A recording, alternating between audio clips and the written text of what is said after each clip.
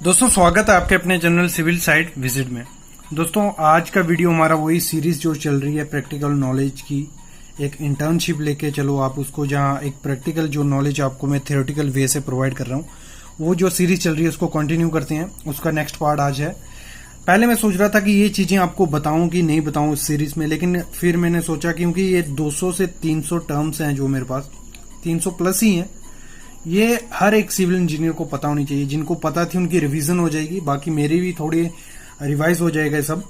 तो मैं आपको बता देता हूं कि ये 300 टर्म आपको साइड पे काम आने वाली हैं। तो स्टार्ट करते हैं। सबसे पहली चीज है क्यूब सैंपलिंग। क्यूब सैंपलिंग क्या हो गया? कोई भी हम कंक्रीट करते हैं साइड पे, तो उसका हम टेस्ट करते हैं, कंक्रीट टेस्ट करते हैं। कंप्रेसिव स्ट्रेंथ टेस्ट आपने सुना ही होगा कि जो कंक्रीट है, अगर आप M30 ग्रेड यूज कर रहे हो, वो M30 अपनी स्ट्रेंथ मतलब गेन कर पा रहा है कि नहीं, उसमें कुछ कमी तो नहीं रह रही। जहां M20 स्ट्रेंथ उसकी आ रही है नहीं आ रही है, तो वही टेस्ट किया जाता है। आप सबको पता ही होगा, जिनको नहीं पता है मैं डिस्क्रिप्शन में लिंक दे दूंगा। टेस्ट का वीडियो है, प्रैक्टिकल वीडियो टोटली साइड पे फिल कैसे करते हैं, टेस्ट कैसे करते हैं, वो सब मिल जाएगा। तो स्टार्ट करते हैं। कोई भी कंक्रीट होगा, अगर 1 से 5 M³ उसकी क्वांटिटी रहती है, 1 to 5 M³, तो एक नग आपको भरना होता है। एक नग इसमें क्या हो गया? 6 क्यूब। ठीक है, ऐसे तो 9 रखे जाते हैं, लेकिन 6 मोस्टली। 6 में क्या आ गया हमारे? एक तो टेस्ट होगा हमारा 7 दिन पे, 7 डेज। दूसरा टेस्ट होगा हमारा 28 डेज पे। Okay, clear. फिर अगर 6 से 15 M³ हमारा कंक्रीट होता है, तो हमारे 2 नग बनेंगे। तो 2 इंटू क्या हो जाएगा? 2 इंटू 6 12 क्यूब हम भरेंगे। इस पे अच्छी सी वीडियो मैंने डिस्क्रिप्शन में बताई है आपको। 16 से 30 M³ होगा हमारा, तो 3 इंटू 6 18। अगर 31 से 50 M³, तो 4 इंटू 6। ठीक है। फिर अगर देखो अभी 50 M³ हो गया, तो 50 अगर और होता है, मतलब 50 प्लस 50 हो जाता है, तो फिर कितने करने हैं? 4 से 5 नग हो जाएंगे। फिर अगर 50 और करते हैं हम, 150 M³ हो जाता है, तो हमारे टोटल कितने हो जाएंगे? 5 प्लस 1, मतलब हर 50 M³ पे एक सेट हमारा बनता जाएगा। एक सेट मतलब 6 क्यूब। तो ये आई होप आपको समझ आ गया होगा कि क्या फंडा रहता है इसको क्यूब को भरने का। क्लियर। आगे बढ़ते हैं। अभी ये बेसिक चीज है, इसके बाद और अच्छी चीज आने वाली है आपके लिए, क्यूरिंग का, फिर हमारा डीशटरिंग का। तो डेंसिटी ऑफ स्टील, डेंसिटी जो रहती है ये आपके काफी काम आनेगी, क्योंकि क्या होता है? Weight equal to volume into density. तो ये चीज जो है, ये फार्मूला, ये आपको पूरी सिविल इंजीनियरिंग में पकड़ के रखना है। प्रैक्टिकली थ्योरेटिकली सब जगह ये काम आएगा। किसी भी चीज का वेट निकालना हो तो वॉल्यूम हमें पता होता है, डेंसिटी पता होगी तो हम वेट निकाल लेंगे। तो वही चीज है यहाँ पे, डेंसिटी ऑफ स्टील की, ये बिल्डिंग में काम आएगा। स्टील की डेंसिटी कितनी होती है? 7850। क्या होता है डेंसिटी? क्या हो गया? कोई स्टील का एक मीटर लंबा हाइट में, 1 मीटर उसकी लेंथ, 1 मीटर ब्रेथ। तो अगर 1 मीटर का कोई स्टील का बॉक्स होगा, उसकी पर M³ कितनी वेट हो जाता है? डेंसिटी वेट कितना हो गया? 7850 kg पर M³। अब डेंसिटी ऑफ ब्रिक की कितनी होती है? 1900 kg पर M³।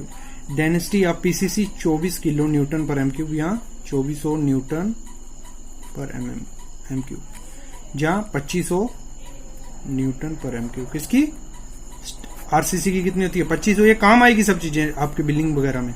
ये हो गई 2400, इसकी हो गई। क्लियर। आगे बढ़ते हैं। आगे बात करते हैं हम क्यूरिंग की।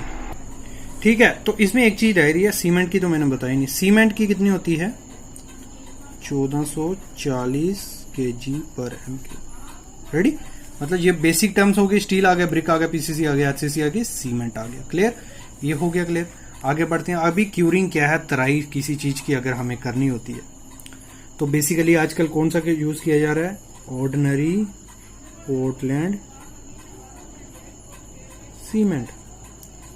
तो इसकी अगर हम स्लैब डालते हैं, बीम डालते हैं, कॉलम डालते हैं, तो मिनिमम आपको 10 दिन उसकी क्यूरिंग करनी है। कितनी? 10 दिन। अगर OPC ordinary Portland cement use कर रहे हैं, उसमें हमारे एडमिक्सचर्स या मिनरल्स डाले हुए हैं, क्योंकि एडमिक्सचर डालते हैं हम डिले करने के लिए या फास्ट करने के लिए, तो उसकी हमने करनी है, जिसमें एडमिक्सचर होंगे। 14 दिन आपको क्यूरिंग उसकी करनी ही करनी है। क्लियर। आगे बढ़ते हैं। सुपर सल्फेट सीमेंट जो रहता है, उसकी 7 दिन आपको क्यूरिंग करनी होती है। ठीक है, ये जो वैल्यूज हैं 14 और 10, ये एक टेम्परेचर पे डिपेंड होती है, कंडीशन पे डिपेंड होती है। मोस्टली जब समर आता है तो ये आप इंक्रीज कर सकते हो। क्यों? अगर प्रैक्टिकली हम बात करूं मैं आपको, कोई भी क्यूब होता है उसकी हम स्ट्रेंथ चेक करने के लिए क्या करते हैं, 28 दिन तक उसको अच्छे से पानी में क्योर करते हैं, मतलब पानी में रखते हैं क्यूब स्ट्रेंथ के लिए। तो उसी को अगर हम प्रैक्टिकली पॉसिबल हो तो 10 दिन मिनिमम है, आप इसकी 15 दिन, 16 दिन, 20 दिन तक क्यूरिंग करोगे। जितना आप क्यूरिंग करोगे उतना स्ट्रेंथ गेन करता है कंक्रीट, उसकी हाइड्रेशन प्रोसेस अच्छा हो जाता है। तो ये चीज आपको ध्यान रखनी है। आगे बढ़ते हैं। आगे क्या है, D shuttering of form work. कोई भी हम शटरिंग करते हैं उसकी डी शटरिंग का क्या टाइम रहता है, D shuttering of form work. कोई भी शटरिंग होती है तो अगर वर्टिकल फॉर्म वर्क है, कोई भी कॉलम है, वॉल है, शेयर वॉल है, पर्दी है, कोई भी वर्टिकल चीज होगी, उसकी आपको 17 से 24 घंटे तक शटरिंग रहने देनी है। उसके बाद आप उसकी शटरिंग खोल सकते हो, लेकिन कब, जब ये समर होगा। अगर विंटर है और 18 डिग्री से कम टेम्परेचर है तो आपको 48 घंटे उसको रखना ही रखना है। खोल दोगे मतलब अगर 17 घंटे से क्या, अगर आप 16 घंटे में, 15 घंटे में खोल दोगे, होगा कुछ नहीं, लेकिन उसमें जो माइनर क्रैक्स होते हैं ना वो क्रिएट हो जाते हैं। अगर वो क्रैक्स क्रिएट हो गए ग्रेविटी से तो वो आपको दिखेंगे नहीं, लेकिन फ्यूचर में जब उन पे लोड आएगा तो वो जल्दी कोलैप्स हो जाएंगे। आगे बढ़ते हैं। Soft form work to slab. अगर कोई स्लैब आपकी छोटी स्लैब होगी 4.5 मीटर तक, तो उसकी आप प्लेट्स जो होती हैं, एमएस की प्लेट्स हो गई, आपने फट्टे यूज किए हैं या आपने प्लाई यूज की है, तो उसको 3 दिन बाद आप निकाल सकते हो। लेकिन शर्त क्या, नीचे आपको उसको प्रॉप्स लगाने पड़ेंगे। क्या, बल्ली जहां एमएस के जो जैक यूज किए या टेका यूज किया वो लगाने पड़ते हैं। 3 दिन बाद आपको प्लेट निकाल दो, लेकिन नीचे जैक लगा दो। अगर स्पैन कितने है 4.5। अगर बीम है हमारा तो उसकी हम जो सॉफिट नीचे जो उसका बॉटम बीम बॉटम लगाए होते हैं हम 7 दिन के बाद निकाल सकते हैं। लेकिन आपको शर्त क्या है, उसके हर 1200 या 1 मीटर पे प्रॉप्स प्रोवाइड करने पड़ेंगे। ठीक है, आगे बढ़ते हैं। अगर स्पैनिंग अप टू 4.5 मीटर तो आप 7 दिन के बाद हटा सकते हो शटरिंग पूरी कंप्लीट। अगर 4.5 से या 6 मीटर तक है तो 14 दिन बाद आप पूरी शटरिंग उसमें हटा सकते हो। क्लियर। और अगर मल्टी स्टोरी बिल्डिंग है, मतलब 2-3 माले हैं और आपको जल्दी जल्दी काम भी खत्म करना है, तो नीचे में ये आपकी मतलब ये आगे नीचे स्लैब, ये ऊपर की स्लैब, ये स्लैब की हमने शटरिंग खोल दी 14 दिन में। ठीक है, और साथ साथ में हम जल्दी जल्दी ऊपर भी काम चलता जा रहा है हमारा, तो उसकी 14 दिन के बाद 20 दिन में हमारी ऊपर की स्लैब आ गई। लेकिन नीचे आपको तब प्रॉप्स प्रोवाइड कर देनी है प्रॉपर वे से, उसके बाद आप ऊपर कर सकते हो। क्लियर। और स्टेयर की शटरिंग मैक्सिमम आप 21 दिन के बाद खोल सकते हो, बाकी 14 दिन के बाद भी खोल सकते हो। लेकिन डिपेंड करता है स्टेयर की, हर स्टेयर की कैंटिलीवर स्टेयर या कोई भी स्टेयर है उसकी कैपेसिटी अलग होती है, तो उस हिसाब से हम मिनिमम 14 दिन आपको रखने हैं, बाकी 21 दिन रखो सब स्टेयर को तो सेफ रहेगा। आगे बढ़ते हैं। Height of parapet wall. Minimum जो पैरापिट वॉल होती है उसकी हाइट कितनी रखनी होती है, 1 मीटर आपको रखनी है, क्योंकि अगर नी से नीचे कोई भी पैरापिट वॉल होगी तो कोई भी उसमें से गिर जाएगा। तो जो हमारे थाइज होती हैं उधर तक होनी चाहिए। जो चेयर प्रोवाइड करते हैं हम, ये चेयर आपने देखी होगी साइड पे प्रोवाइड की हुई कि 2 जालियों को हम दूर रखने के लिए हम चेयर प्रोवाइड करते हैं। तो उसको हर मीटर पे, मतलब ये अगर हमारा एरिया है कोई, एक चेयर यहाँ, उसके 1 मीटर पे एक चेयर यहाँ, उसके 1 मीटर पे एक चेयर यहाँ, उसके 1 मीटर पे एक चेयर यहाँ, मतलब हर चेयर के बीच 1 मीटर का डिस्टेंस होना चाहिए।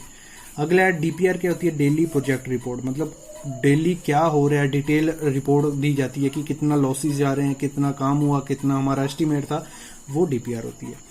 Maximum free fall of concrete कितना होता है, 1.5 मीटर। मतलब कोई भी कंक्रीट अगर हो रहा है, कंक्रीट एकदम से, मतलब अगर ट्रांसमिक्सर ही है, टीएमई है, जहां आप शूट से कर रहे हो, तो 1.5 मीटर के ऊपर से आपको कभी भी कंक्रीट फेंक के किसी भी चीज में नहीं करना है। अगर फुटिंग ही कर रहे हो, अगर वो फेंकोगे जो मटेरियल होगा वो कोई भी लेस हो जाएगा, एग्रीगेट कहीं पड़ेगा, पानी कहीं जाएगा, सैंड कहीं, सीमेंट कहीं, तो वो बेकार मटेरियल हो जाएगा।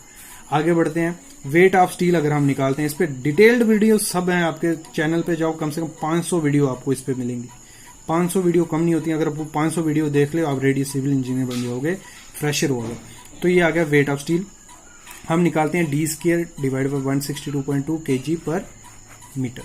तो ये क्या है, डी स्क्वायर क्या है, डाया होगा बार का कोई भी, इसको डिटेल में मैं डिस्क्रिप्शन में लिंक दे दूंगा, आप देख सकते हो कैसे निकालते हैं। ये फार्मूला उसका रहता है, ये रट लो, तो अब वही काफी काम इंटरव्यू में भी काम आने वाला है।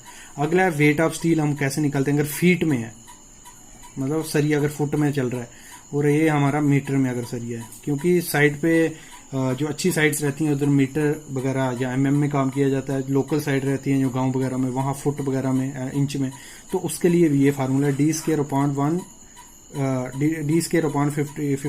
533 kg पर फीट, ये उसका फार्मूला था। तो ये थे क्वेश्चन, ये आज अप्रोक्स कोई 10-15 हुए हैं, 300 और पड़े हुए हैं, डेली आएंगे, टेंशन मत लो, लेकिन सीखते जाओ, नोट्स बनाते जाओ, काफी काम आपके आएंगे। और प्लीज चैनल को सब्सक्राइब करो, अगर वीडियो पसंद आई होगी तो लाइक करो, कम से कम 2000 लाइक तो दे दो एक दिन। Thank you guys.